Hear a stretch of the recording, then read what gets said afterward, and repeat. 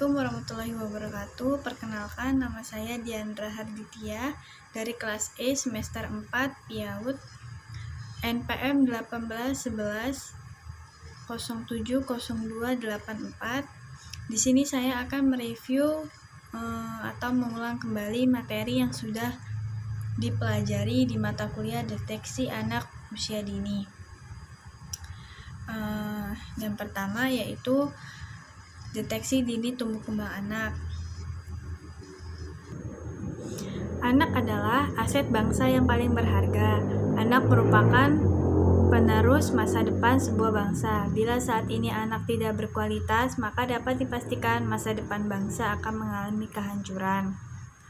Dan pertumbuhan dan perkembangan merupakan proses yang terjadi pada setiap makhluk hidup secara alamiah. Pertumbuhan akan mengalami perubahan secara fisik, sedangkan perkembangan terjadi perubahan dalam struktur dan fungsi tubuh yang lebih kompleks. Dalam upaya peningkatan pencegahan penyimpanan tumbuh kembang anak balita, maka perlu pemerataan program stimulasi, deteksi dini, dan intervensi dini. Tahap awal penapisan perkembangan dapat melibatkan orang tua, dan setelah diketahui anak memerlukan evaluasi lebih lanjut untuk melakukan intervensi secara dini di tempat pelayanan kesehatan yang memadai.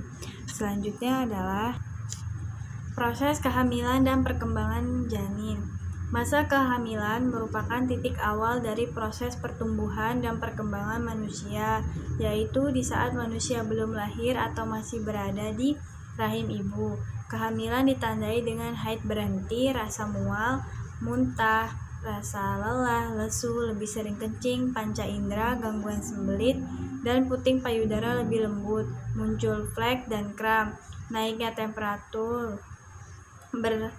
Berdasarkan masanya, janin mengalami perkembangan di dalam rahim. Perkembangan tersebut meliputi perkembangan sistem, perkembangan pernafasan, fungsi pernapasan dalam kaitannya dalam fungsi kardiovaskuler, sistem sirkulasi, sistem hematologi, dan pembentukan sel-sel darah, kelenjar endokrin, dan sistem syaraf lainnya. Proses perkembangan janin pada saat kehamilan tiap minggunya berbeda-beda. Janin tumbuh dan berkembang sesuai dengan waktunya. Akan lebih nyaman juga untuk sang ibu. Perubahan dan tumbuh kembang janin mengakibatkan juga perubahan pada sistem yang ada pada janin, mulai sensorik, urinari, gastrointestinal, sirkulasi, respirasi, dan yang lainnya. Hasil konsepsi membentuk embrio atau mudiga. Sudah terdapat rencana bentuk alat-alat tubuh dari umur 3-5 minggu, kemudian terus berkembang hingga menjadi janin yang dapat dibedakan bagian-bagian tubuhnya. Dan selanjutnya, kebutuhan dasar anak untuk tumbuh kembang yang optimal meliputi asuh, ASI, dan asah. Asuh sendiri itu adalah pemenuhan fisik biologis anak, meliputi nutrisi, imunisasi, kebersihan, bermain, aktivitas fisik, tidur, dan pelayanan kesehatan.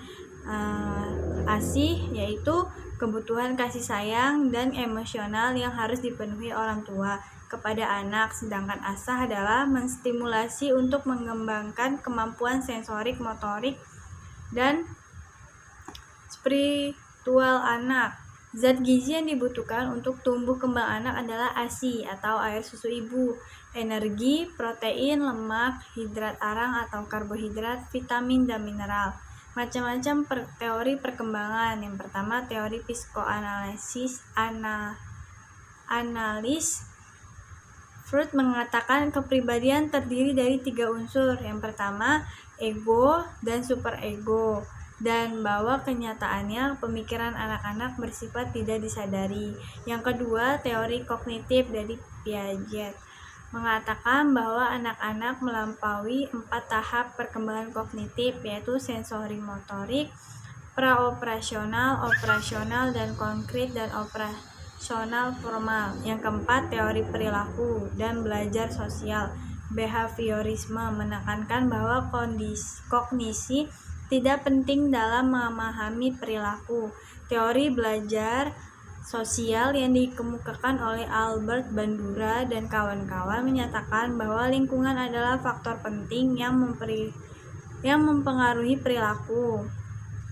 Tetapi proses-proses kognitif tidak kalah pentingnya dari keempat teori tersebut. Teori ekologi adalah pandangan sosiokultural Bronfenbrenner tentang perkembangan yang terdiri dari 5 sistem lingkungan, mulai dari masukan interaksi langsung dengan gen-gen social agent yang berkembang baik hingga masukan kebudayaan yang berbasis luas. Selanjutnya, mengidentifikasi dan menguraikan deteksi dini perkembangan nilai agama, moral, sosial, emosional, kognitif, bahasa, fisik, motorik, dan seni. Yang pertama, aspek nilai agama dan moral. Tingkat pencapaian perkembangan anak dalam aspek perkembangan nilai agama dan moral dapat dilihat dari 2 indikator. Yang pertama, mulai meniru, yang kedua, memahami. Dan selanjutnya, aspek perkembangan fisik motorik. Aspek perkembangan fisik motorik kasar dilihat dari 5 indikator. Yang pertama, berjalan, kedua, melempar, selanjutnya menari, dan selanjutnya naik turun. Dan selanjutnya, aspek perkembangan motorik halus dilihat dari 4 indikator, yaitu pertama, meremas, kedua, melipat, ketiga, menggunting, keempat, koordinasi jari tangan.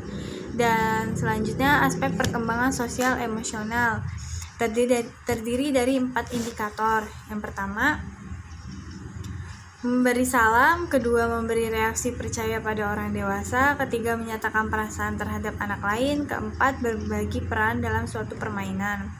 Dan selanjutnya, aspek perkembangan bahasa. Tingkat pencapaian perkembangan aspek bahasa dalam hal memahami bahasa terdapat 4 indikator, yaitu pertama, memainkan kata atau suara yang didengar dan diucapkan berulang-ulang. Kedua, hafal beberapa lagu anak sederhana. Ketiga, memahami cerita dan dongeng sederhana. Dan yang keempat, memahami perintah sederhana seperti letakkan mainan di atas meja, ambil mainan dari dalam kotak. Dan aspek selanjutnya, aspek perkembangan seni. Perkembangan seni anak terdiri dari 3 indikator. Yang pertama, anak mampu membedakan antara bunyi. Yang kedua, tertarik dengan kegiatan musik, gerakan orang, hewan, ataupun tumbuhan. Dan yang ketiga, tertarik dengan kegiatan atau karya seni, menggambar benda-benda, lebih spesifik mengamati dan membedakan benda-benda di sekitarnya yang ada di dalam rumah, contohnya. Dan materi selanjutnya yaitu screening pada tumbuh kembang anak. Deteksi dini adalah upaya penyaringan yang dilaksanakan untuk menemukan penyimpangan kelainan tumbuh kembang secara dini dan mengetahui serta mengenai faktor-faktor resiko terjadinya kelainan tumbuh kembang tersebut. Alat untuk melakukan screening pada pertumbuhan anak ialah tinggi badan anak, yang kedua, berat badan pada anak. Alat untuk melakukan screening pada perkembangan anak yaitu yang pertama, kuesioner pra-screening perkembangan, yang kedua, Denver Developmental Screening Test 2, yang ketiga, Suryakanti, keempat, tes daya lihat, yang kelima, tes daya dengar, yang keenam, kuesioner masalah mental emosional. Alat ukur membantu kita menilai kondisi anak dengan objektif. Jangan sampai kita salah melabeli anak hanya karena kita merasa telah tahu banyak soal ilmu perkembangan anak. Jadi, sekian ringkasan materi dari saya. Mohon maaf jika ada salah-salah kata atau kurang jelas. Kepada Allah saya mohon ampun. Tugas ini saya persembahkan untuk Bunda Jessi. Wassalamualaikum warahmatullahi wabarakatuh.